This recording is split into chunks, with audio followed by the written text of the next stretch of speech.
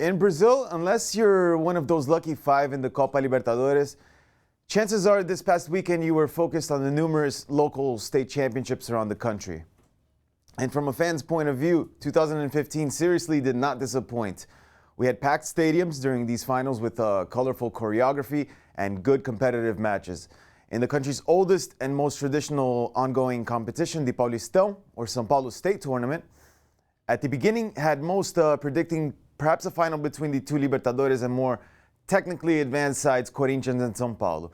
Instead, a complete turn of the tables. Palmeiras, the biggest question mark of the state before the year, started signing over 20 new players after nearly being relegated for a third time in 10 years last December. And on the other side, champions Santos, financially strapped, battling numerous former players in court for unpaid wages, having no choice but to stay quiet during the last transfer window, but still, even with all that against them, an understandable title favorite considering they made 9 of the last 10 Paulista finals.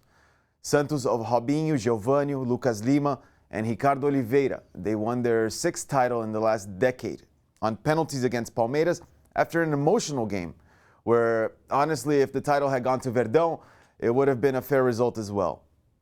In Rio, a story plot along the lines of São Paulo. Instead of the predicted Fla-Flu duo, two traditional sides, though, who've been struggling around the national second division, brought us a fantastic final.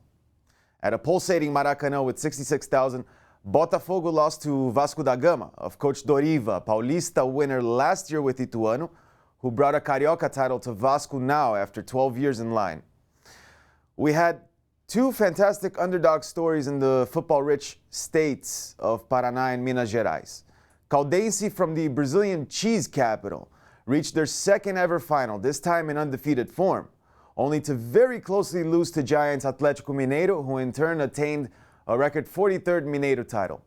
The other underdog story, this time with a happy ending though, took place down south in Curitiba, where Operário outplayed traditional side Curitiba, beating them 3-0 in their own home, causing 26,000 opposing fans at the Couto Pereira to stand up off their seats and applaud them, recognizing the 4th division side superiority. The traditional estaduais, or state championships, have been a customary part of Brazilian football for nearly a century, taking place at the start of every year, and at one point around mid-last century, such a charmingly attractive ordeal that it was even considered to be more prestigious than the newer Brazilian league. However, nowadays, we find it raising controversy across all levels of the Brazilian football world. It hasn't been able to retain its old-time charm, and this is due to many reasons.